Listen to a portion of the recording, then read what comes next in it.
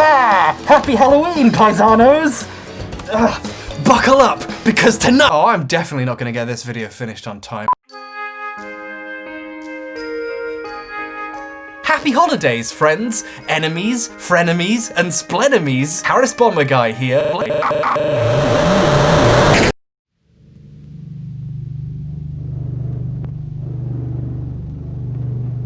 Christmas.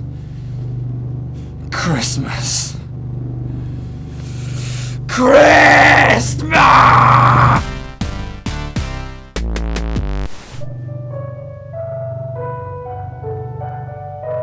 Okay, right, I can explain.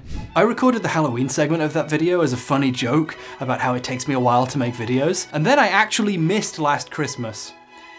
So here we are in the apocalypse. Let's all watch last year's Christmas video.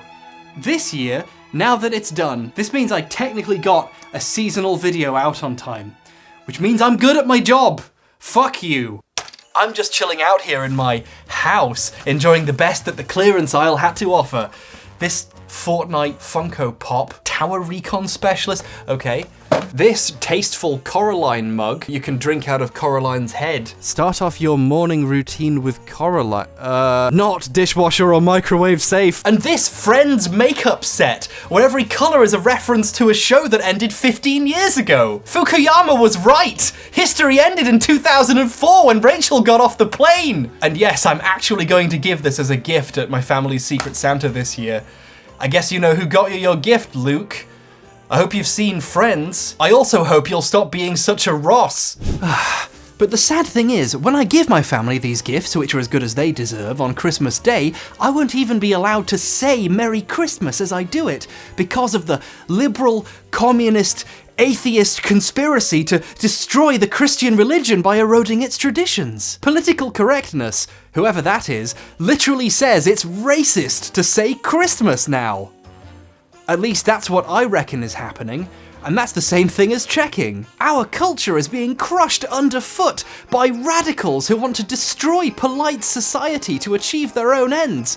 Oh, those hecking, gosh darned, flipping bastards. Christianity comes under attack. There's a war on Christmas. They outlawed Merry Christmas a few years ago, and you know it. Christmas becomes ever more about shallow displays of political correctness. Happy holidays, not Merry Christmas. Kids no longer have Christmas vacation, holiday vacation. Christmas parties, holiday parties. The war on Christmas. Whoever's watching this right now, think of something you love that brings you a sense of peace and decency, and they will somehow link it to the patriarchy and the rest of their politically correct nonsense. Christianity is being bigoted against. We're under attack. You couldn't even say Merry Christmas at Walmart. Obama said Merry Christmas a few times, but he still made sure to neuter the Christmas cards and also the Christmas decorations at the White House. What we're seeing happening has been a recent phenomenon, the war on Christmas, the war against religious liberty. Of course it's a war on Christmas. Christmas has lost all meaning thanks to cultural Marxism. It's those bloody cultural Marxists ruining everything again. That's why society's getting worse. It can't possibly be because of the policies of the people who keep getting elected. But don't worry, peace-loving citizens. I'm here to lead the charge in fighting back against these imaginary ghosts. So grab a slice of anonymous holiday meat and settle into your festive season Anderson shelter before the political correctness bombs hit. Because it's time for the war on Christmas.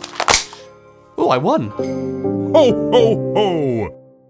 Merry Christmas! In most Western countries, the winter season plays host to many religious and cultural traditions. Some people say the phrase Happy Holidays exists as a way of trying to be more inclusive to other people's traditions in the modern era, but this is inaccurate. I did literally 5 minutes of Googling and found Happy Holidays being used as far back as 1863, and who knows how far back further it would have turned out to have gone if I'd done any more research. It turns out that people like to have more than one phrase to say. It's why people put season's greetings on stuff. This isn't blasphemy, it's language. Did you know we've been writing Xmas instead of Christmas for thousands of years? The X isn't trying to secularize the religion by removing the word Christ or something. It's actually the Greek letter chi, which has been a Christogram, an abbreviation of Jesus Christ, for about 1700 years or something. I don't know, I'm not a religion studier. An extremely popular song from Theologian, that was the word. A very popular song from as far back as 1942 was Happy Holiday. You might know this song, or at least one of its 65 million covers. It was originally sung by Bing Crosby, who was, by all accounts, a pretty devoted Catholic. Bing was one of the faces of Christmas for decades. His Christmas radio broadcasts were hugely popular. That song was the opening and closing theme of his Christmas Sing with Bing program, which aired every Christmas Eve for almost 10 years. So sure, Happy Holidays is a useful catch-all term, since there are a lot of holidays going on, makes sense to use it in some contexts, but saying it isn't actually a new phenomenon. It's been a normal thing for Christians to say to each other for many years. And that piece of knowledge is one of the finest gifts I can bring. Parum-pa-pum-pum. Peace on earth! These are all indisputable and quite interesting historical facts. But not everyone puts the truth on their Christmas list.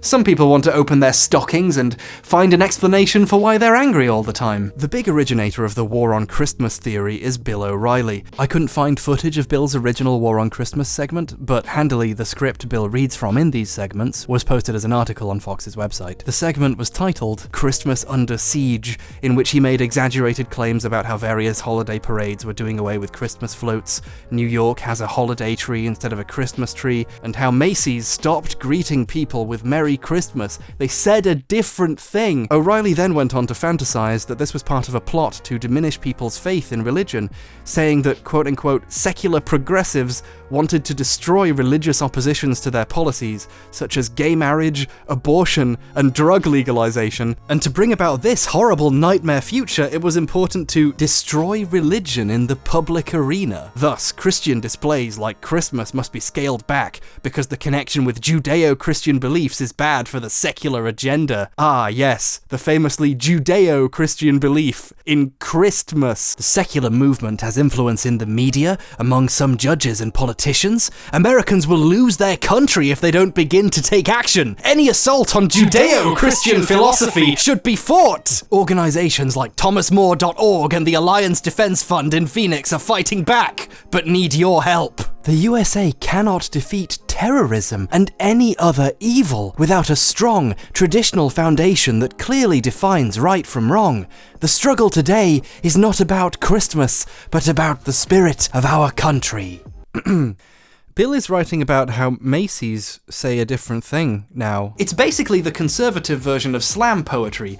Take something that technically has happened and then contort it until it's an attack on the very soul of our society and we need to defend ourselves. And that's why we need your attention and the money we'll get from our sponsors for getting eyes on their peppermint-flavoured Play-Doh or ribbed for her pleasure coffee machines. Bill's early rhetoric forms the basis for all the madness to come. It's always stores not saying Christmas as much, stuff like that. Holiday wish list? Oh no, God is dead and we have killed him. The other side outnumbers them.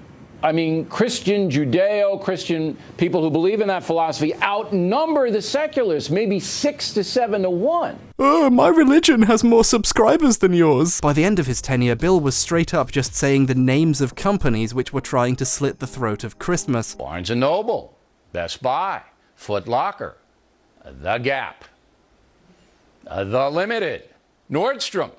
Shopping on Amazon. This year's list was handily provided to Bill by the American Family Association. The AFA website is a series of articles about how only the left does violence because they've never heard of mass shooting statistics. LGBT people are the real bullies because, a woman refused to accept her children were trans and they stopped wanting to talk to her. Hallmark and Chick-fil-A are the devil now because they showed a lesbian wedding in a commercial or something. And how VeggieTales is back. Oh, and also tons of War on Christmas bullshit, verbatim stealing Bill's old shtick. 3 guys you've never heard of discuss the secular push to scrub away the root word of Christ in Christmas.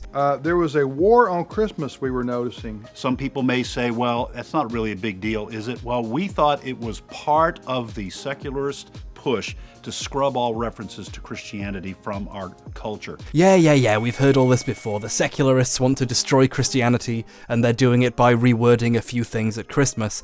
But the AFA, unlike Fox, don't have advertisers. They survive through donations and selling things on their website. And you bet they've got a way of capitalizing on the war on Christmas. They want you to buy a button that reminds people that Jesus Christ exists. Well, it is the Christmas season, And we've got these buttons that we are offering. Honestly, how can people know you're a real member of the Jesus Fan Club if you aren't repping his holy merch? You can get your 10-pack of these buttons for $15. And just go to afa.net.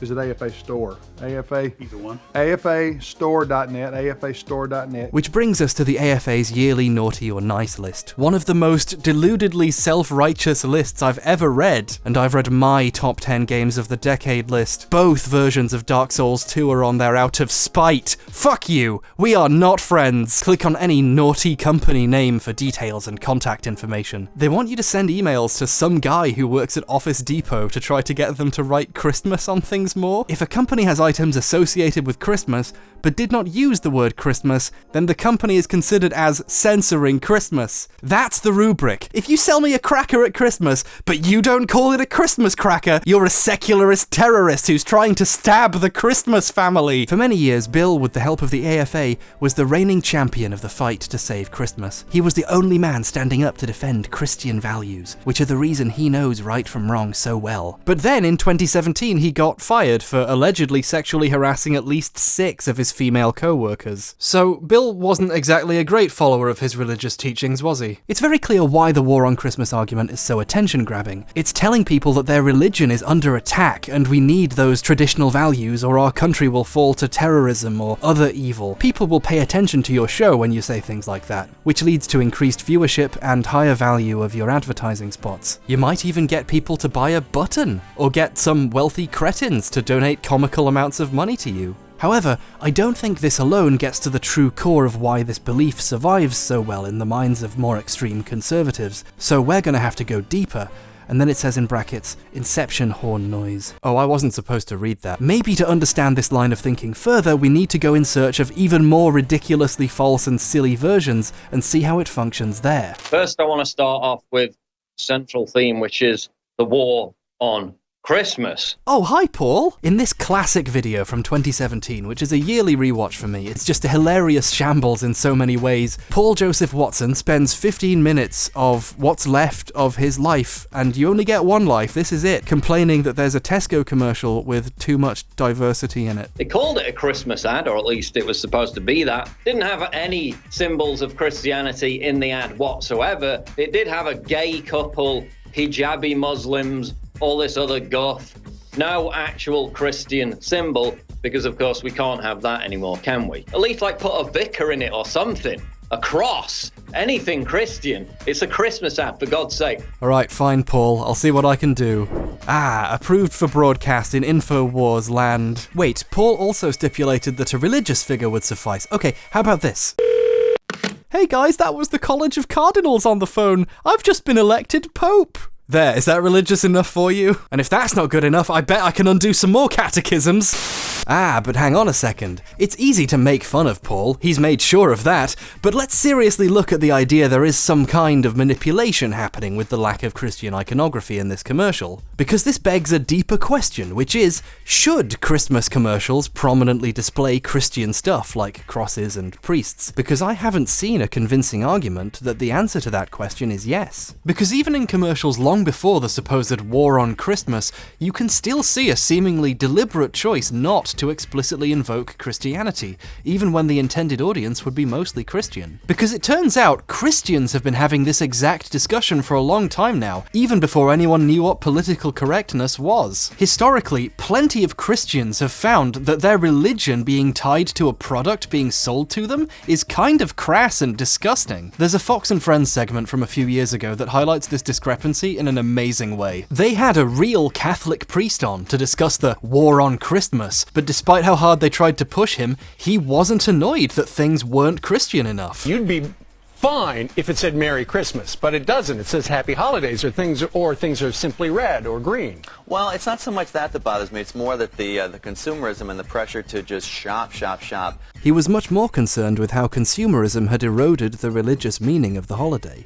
It's more the consumerism, I think, that's a problem for me. All right, so let's take a look at some of the stores that have taken Christmas out of their mottos. J. Crew. You can see the Fox people had really planned for a very different kind of interview. They'd prepared a graphic all about the mottos that didn't say Christmas anymore. But not everyone is interested in fabricating a culture war for attention. Some people actually want to think about things. I guess it bothers me that they're using sort of overtly Christian tropes and themes like believe and marry and things like that that are associated with Christmas, but they're using it to just market goods. Now, I don't think it's intentional. I think it's just a way to appeal to as many people as possible, but it really kind of denudes the holiday of any sort of religious import. And it seems that for many devout Christians, the concern isn't that commercials aren't Christian enough, it's the exact opposite, that commercials are leaning a bit too heavily on Christian ideas and themes in order to sell products. But the Catholic Church is notoriously full of commie scumbags. It just hasn't been the same since the Byzantine papacy. You don't have to get it, don't worry. Sometimes you write jokes just for you. Now, I'm not a fancy big-time Christian boy, but maybe commercializing the religious aspect of Christmas in order to sell people things is bad? And the more generic holiday themes in stores and commercials is a good way of respecting Christians' religious traditions. And it's been that way since long before 2017. Paul's whole narrative here is based on the assumption that commercials loved to invoke Christianity until Twitter invented social justice. But as we've seen, this assumption is objectively false. And inventing an imaginary past that's been stolen to justify present foolishness is a real Rachel move.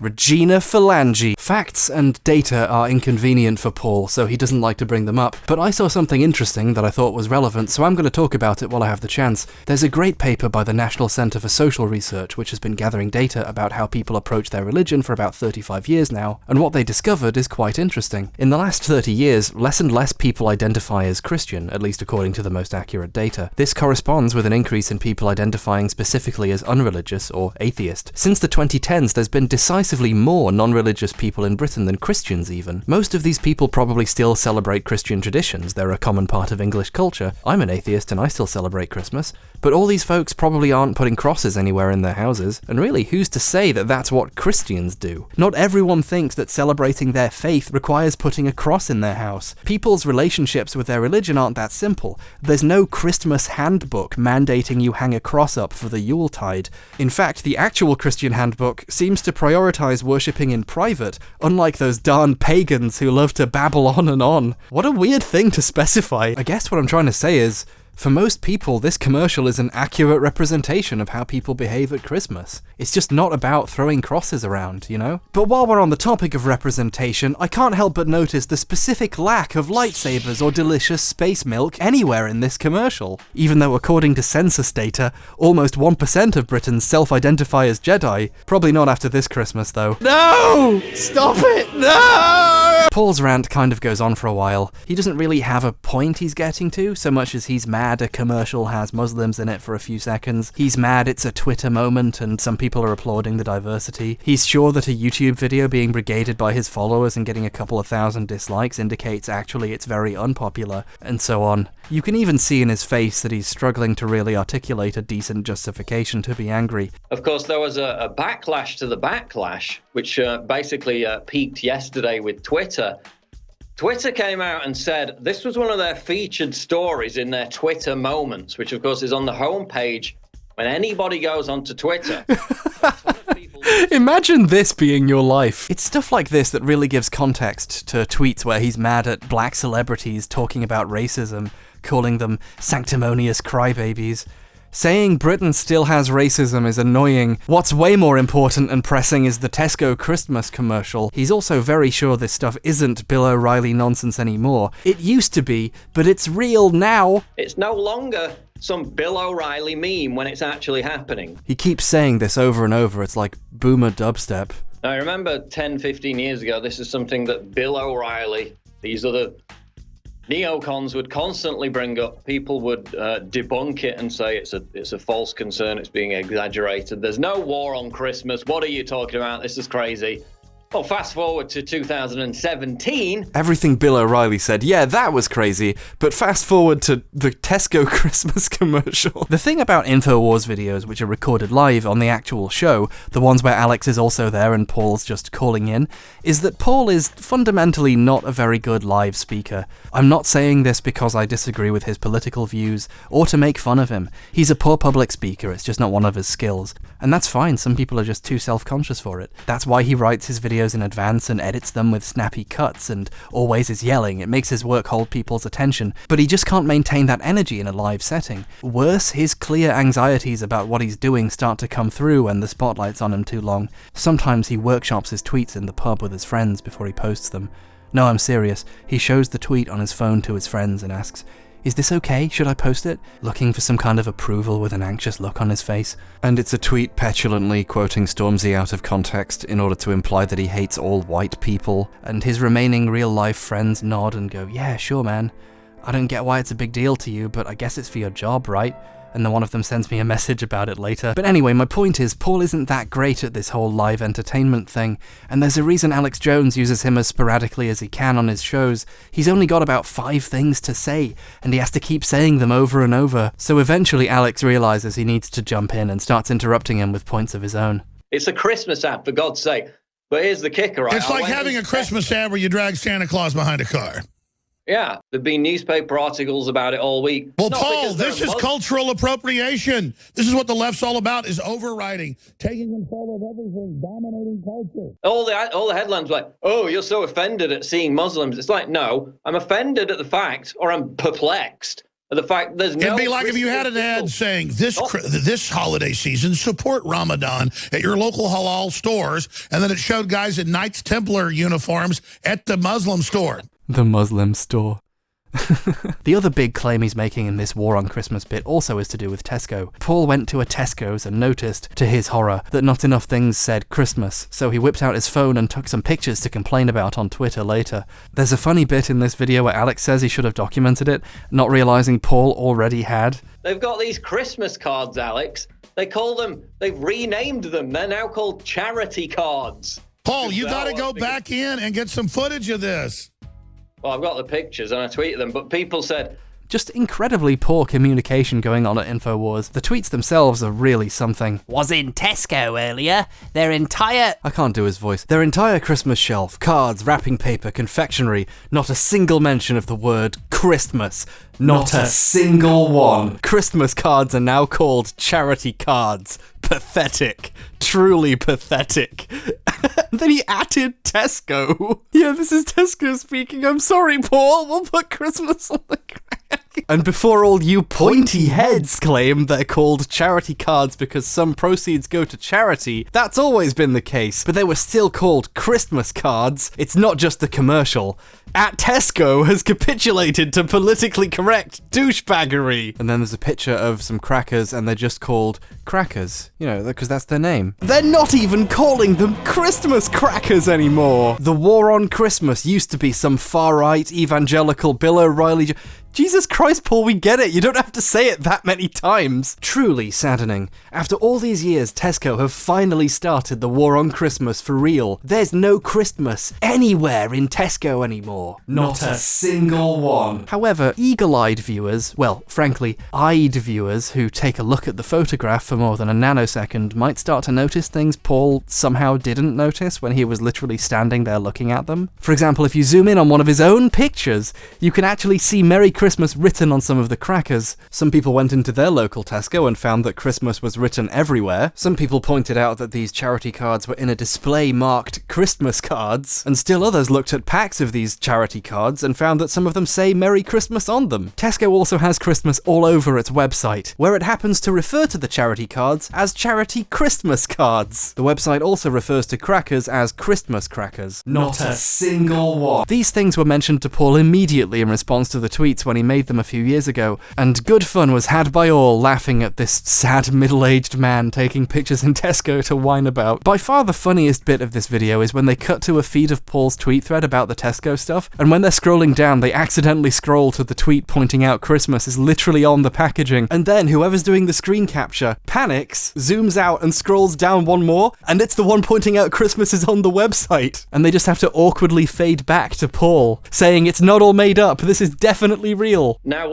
I mean, this is not some kind of Bill O'Reilly meme from the early 2000s anymore. This is actually happening. No, I get it, Paul. It's not just Bill O'Reilly anymore. You made that point already. Move on. This is a deliberate Orwellian process of eliminating words, changing language for the purposes of some lame nod at political correctness. Okay, some of you might be confused at this point, so let's just get this straight. The far left, who, as we all know, run Tesco, are trying to undermine culture because they're worried about sounding racist. So they're doing this by not letting stores put Christmas anywhere, except in the stores, the products in the stores, and on the website. There, sorted. See? It's the Marxists at it again. I went into Tesco on Saturday, went to the Christmas section of the store.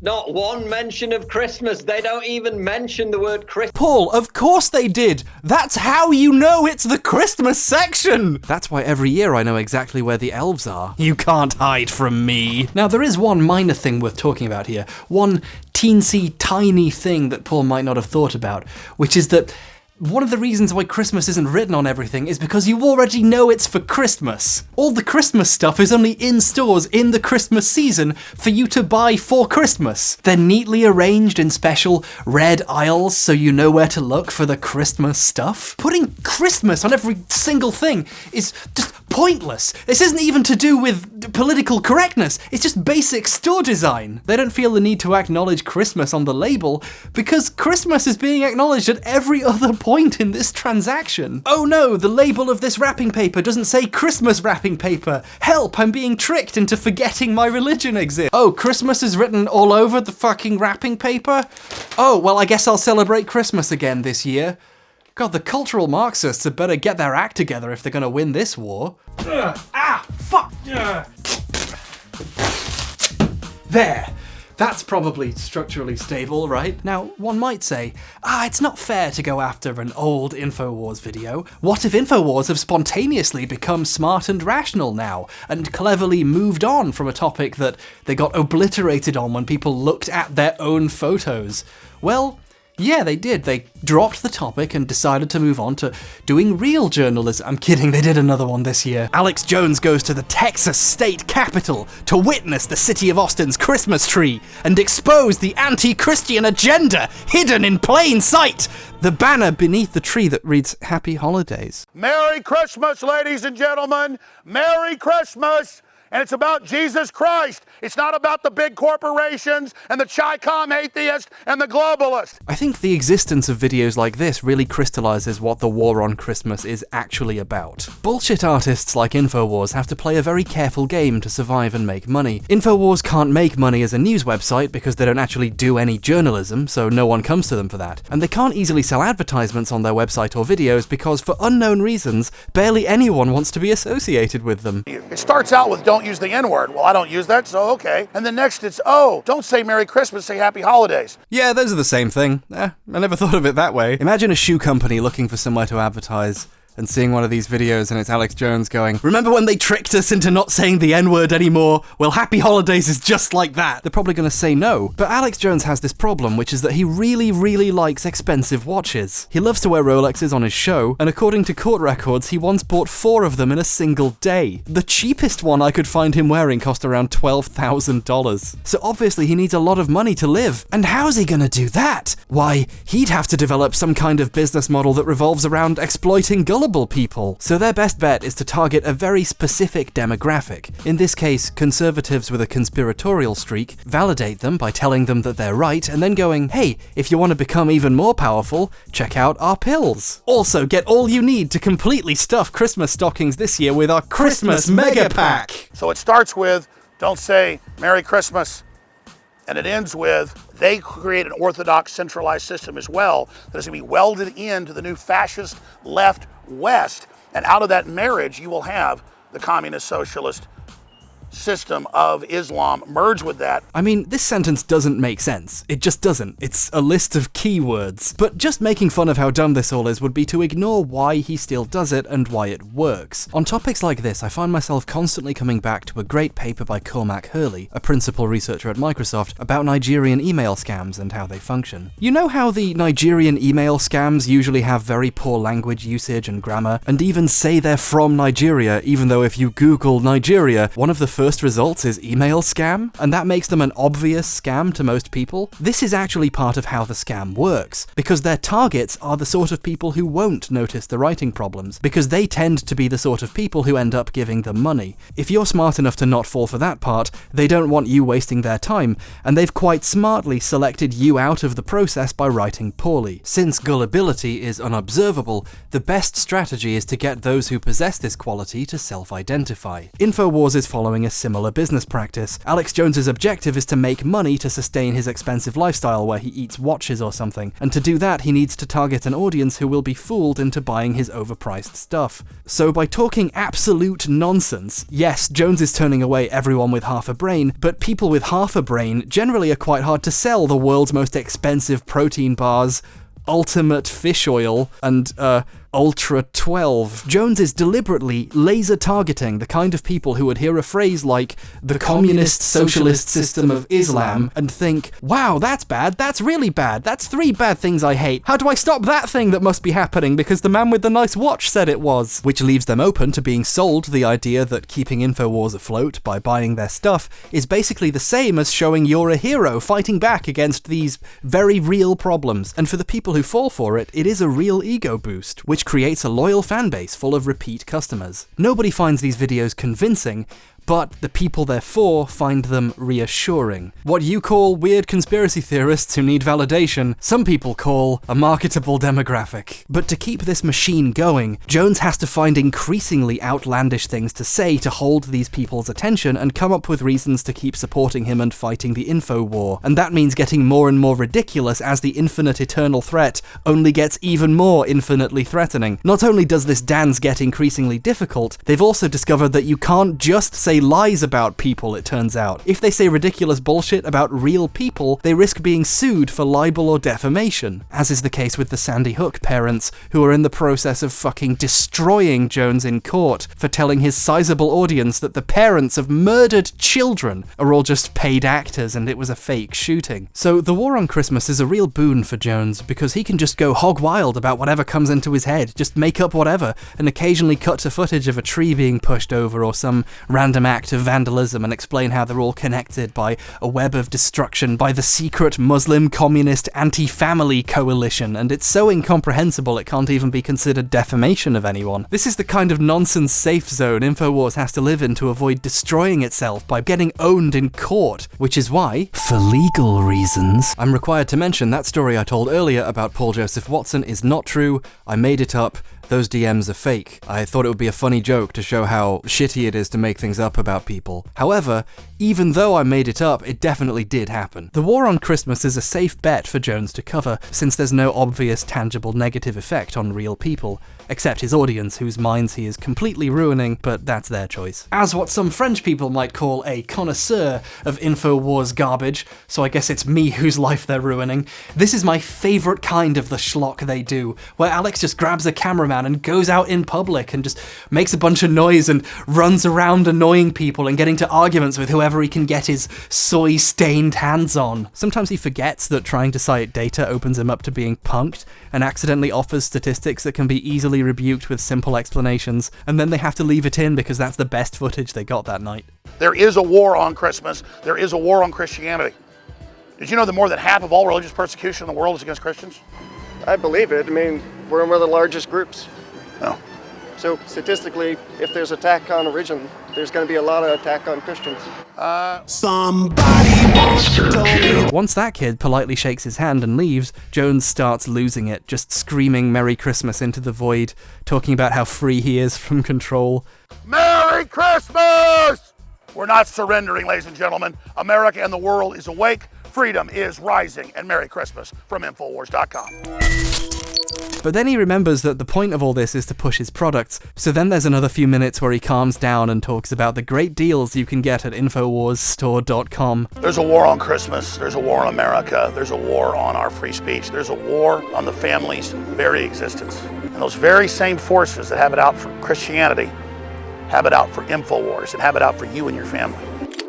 But we need you to go to InfoWarsStore.com this Christmas. We need you to fund InfoWars by getting great products you need. We've got huge sales going right now. And this completes the selection process. After spending 15 minutes literally just running around and screaming at people, anyone still watching is probably a prime target for his advertising. So you get 3 whole minutes of him explaining to you how cheap the deals are. Everything's still more expensive than the equivalent you could find at like any other store. But that's not the point. The point is you're supporting the info war. You're saving the world with free speech and fight bad men. I'm so glad I can fight back against control and be free by purchasing iodine. So we find here that the war on Christmas is a decent way of getting very gullible people to pay attention long enough that you can direct sell them diet supplements. And we've seen how, for people whose business model involves straying close to legal action, something ridiculous and silly like the war on Christmas is kinda a gimme. You can accuse the Bad People Coalition of secret Christmas crimes, and you're safe, because imaginary people you made up can't sue you. However, we still haven't fully discovered why the war on Christmas specifically has such a strong appeal to the kinds of sad people who make up InfoWars' customer base, or why conservatives see such an appeal in believing Christmas is under attack in the first place. So to find out more, I got bored and decided to invent a new recipe for eggnog. Well, there you have it. The war on Christmas is over. And I guess Christmas won because it turned out that there never was a war on it. Oh well. I think eggs go bad pretty quick, don't they? Oh, my tummy and brain. I microwaved this earlier to warm it up, and now there's definitely bits of paint loose in it. Thanks, Neil. Oh, I think I'm crossfaded on paint fumes and alcohol. Oh no, it's happening. I've lost enough IQ points that I think IQ is real.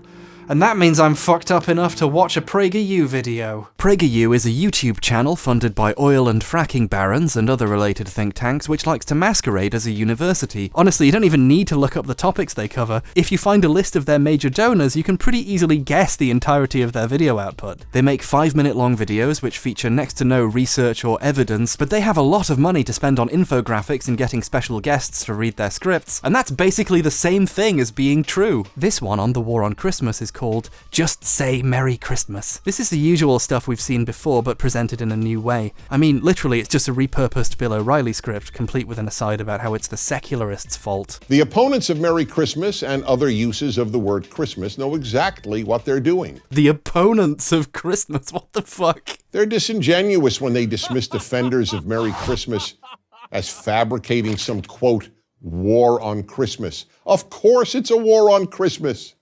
Or more precisely, a war on the religious nature of America. When I first watched this video, this image kept coming back to me of a person who says happy holidays and laughs at people who think the war on Christmas is real, morphing into an enemy combatant. Why was this imagery necessary? Why take people laughing at you for believing a made-up thing, accuse them of knowing exactly what they're doing, and then reveal them to be trying to destroy America's nature? And then I realized that this is the actual core of the whole thing. This image actually explains more about the conservative ideology than anything else we've covered here. You see, Dennis Prager and ideologues like him have for quite a while been encountering this one small problem, which is that their ideas are wrong. This is why, if you watch any of PragerU's other videos, they're full of completely hysterical, imaginary graphs, most of which don't even label their axes. What even is this? And often they make outright false claims and tell clear lies. Sometimes they fabricate ridiculous quotes and put quotations around them as if to say, look at this ridiculous thing people who disagree with you say, but the quote is something they made up. No one actually said this. They made it up and attributed it to some imaginary enemy to try to convince you that this is what people who aren't like you believe, so you must be right. This constant lying and misrepresentation of reality makes my point for me. To get you to believe what they believe, they have to lie, because the truth simply isn't enough to support these beliefs. The bulk of PragerU consists of strategies to get around the fact they don't have a leg to stand on when it comes to the truth. And this is where the war on Christmas and similar conspiracy theories comes in. Because when a belief system is on shaky ground when it comes to the truth, it needs something else to maintain it, extra beliefs and fantasies to prop it all up. Otherwise, doubts and anxieties start to come in. What if I'm wrong? What if I've missed something? What if other people are laughing at me? What better way to put a stop to these feelings than to convince yourself your enemies are trying to destroy your culture, even your holidays? That they're even doing it on purpose and know they're doing it because they're the bad guys and you're the good guys. Instantly, all your doubts and fears that you've missed something, all critical thinking, can be dismissed. Life stops being about reason or evidence and starts being about the war to protect your ways from the bad ways. Right and wrong don't matter anymore. They are conspiring to destroy you. When you don't say Merry Christmas, you're stealing my holiday from me.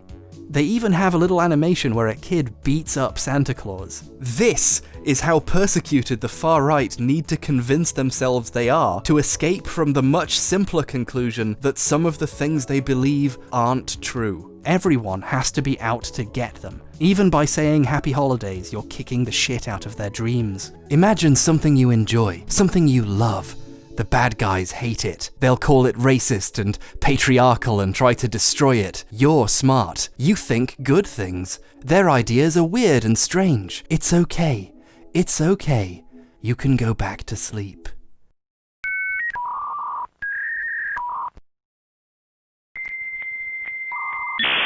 You don't have to think too hard about the fine details of your beliefs if you also think people are out to get you for believing them. You don't have to think about why the evidence or data contradicts you. The bad guys are out to destroy your culture, so they probably made it all up. We're so busy in America trying to promote tolerance, but this tolerance is tolerating everything except Christianity. You look at Christians as narrow-minded bigots, but the opposite is actually true. Christianity is being bigoted against. We're under attack. If you're against my intolerance of others, you're attacking me. Conservative Christians must be the real victims of bigotry in the world.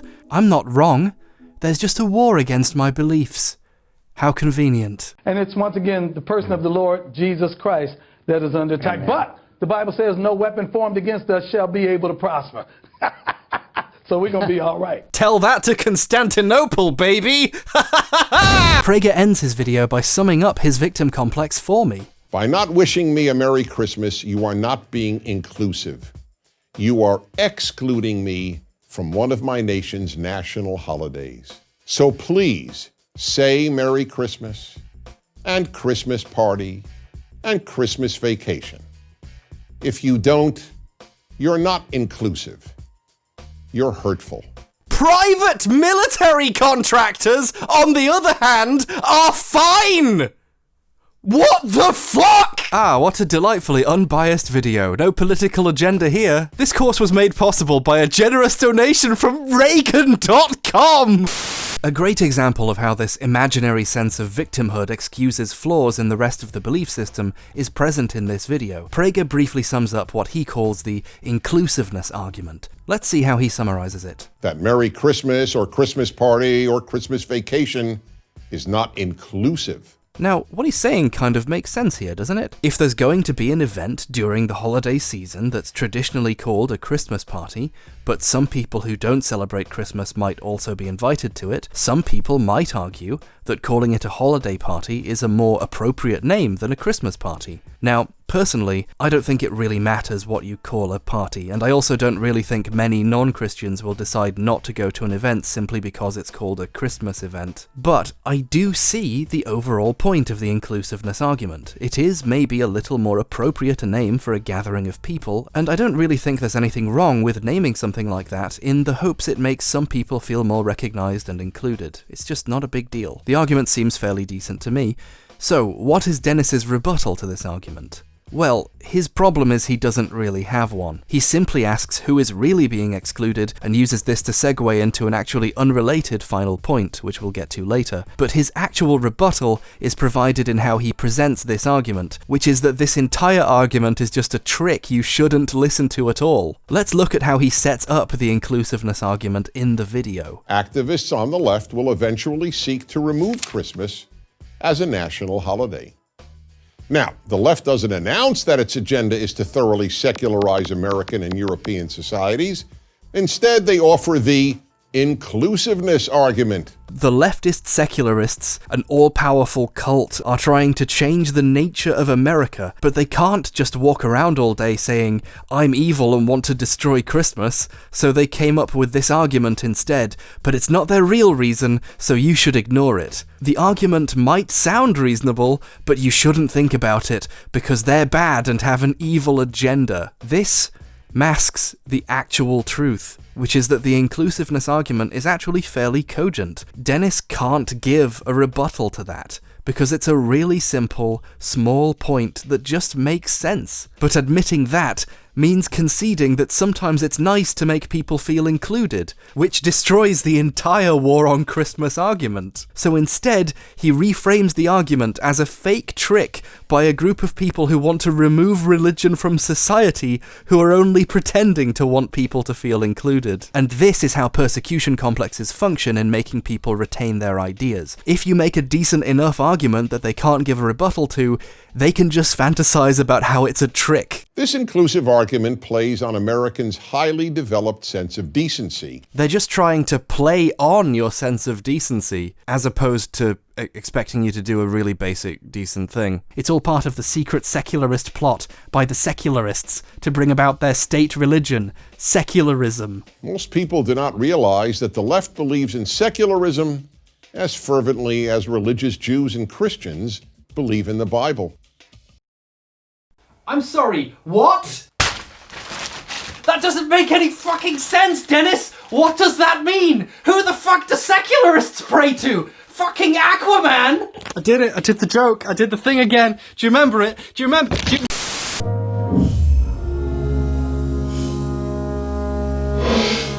So, there we have it. I think we figured out the purpose of the war on Christmas. Sometimes it's to grab people's attention, either to sell advertising space, or to directly sell supplements, soy pills, and buttons, but on a deeper level, it's a fantasy of victimhood that helps to support an underlying belief system that doesn't have facts to support it otherwise. You're not wrong.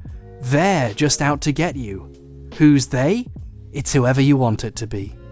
Oh, and here's one last quick incidental thing that happens to tie all of this together. Prager's old War on Christmas video fills time by talking about how a Jewish person wrote White Christmas. That's why it's not surprising that it was an American Jew, Irving Berlin, who wrote White Christmas, one of America's most popular Christmas songs. In fact, according to a Jewish musician writing in the New York Times, almost all the most popular Christmas songs were written by Jews. Apparently, all these American Jews felt quite included by Christmas. So, there we go. Non-Christians will never feel excluded by Christmas because 70 years ago a Jewish person wrote a song with Christmas in it. Dennis thinks this is a great point. And you can tell he thinks it's great because he wrote it into the script for this year's video about Christmas as well. And in perfect melting pot fashion, Irving Berlin, the son of a rabbi, wrote the definitive Yuletide song, White Christmas. It's such a clever point, you might as well use it twice. Unfortunately for Dennis, Irving Berlin didn't just write exactly one song about Christmas, then disappear into the void. He actually lived on and wrote a few songs that might even be a bit inconvenient for Dennis's argument. He also composed a little ditty called Happy Holiday.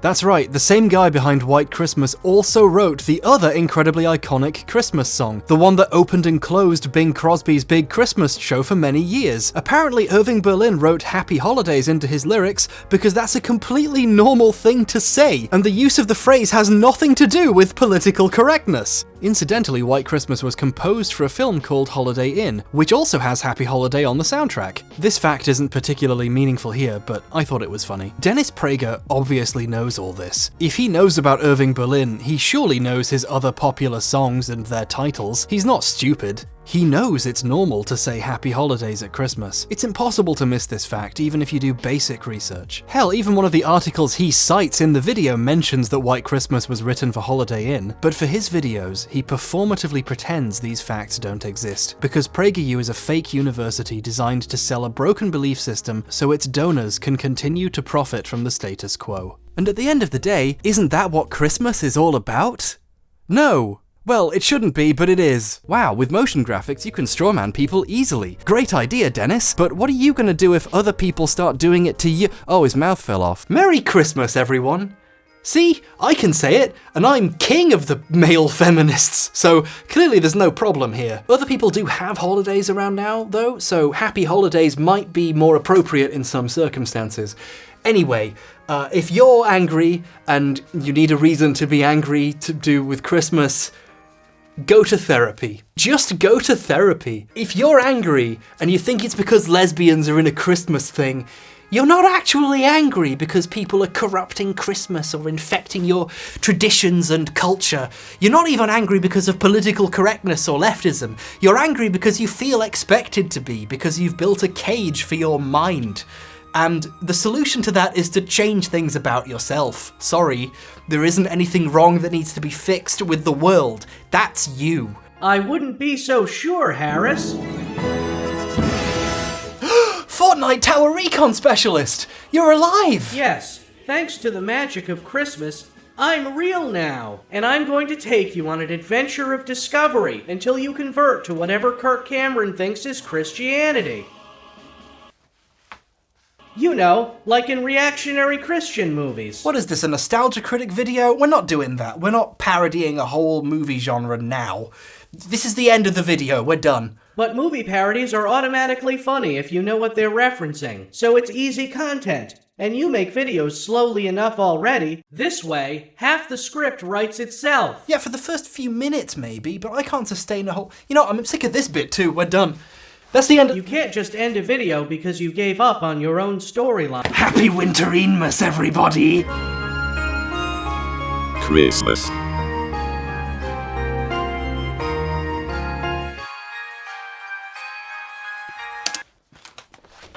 Well, we did it. We technically got a seasonal video out on time. Join me in October 2022 for the release of this year's Halloween video. But seriously, it's Christmas, time for some classic Christmas honesty. Thanks a lot to everyone who supports me doing this stuff. Thanks so much to my patrons, whose names should be somewhere around here right now, for funding this ridiculous thing that I do with my life. My patrons have been able to see this video almost a year in advance. I put it out when I finished it after Christmas, so I figured they could see what I was doing. Patrons normally get to see videos early, but usually like a few days in advance, not normally that long. Oh, and the names go in the credits like this.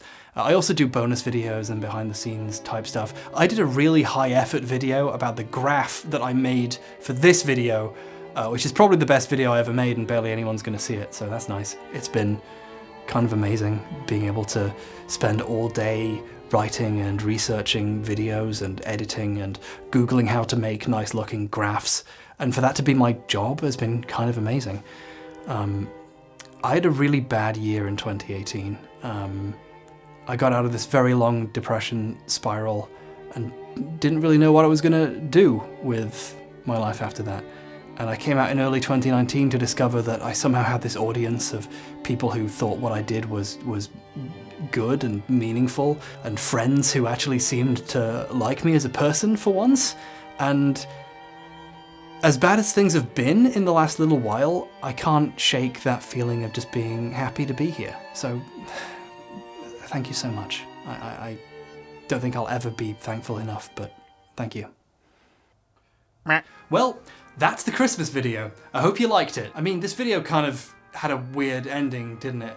That slow zoom joke is a bit niche. I don't think many people are gonna... No, wait, stop!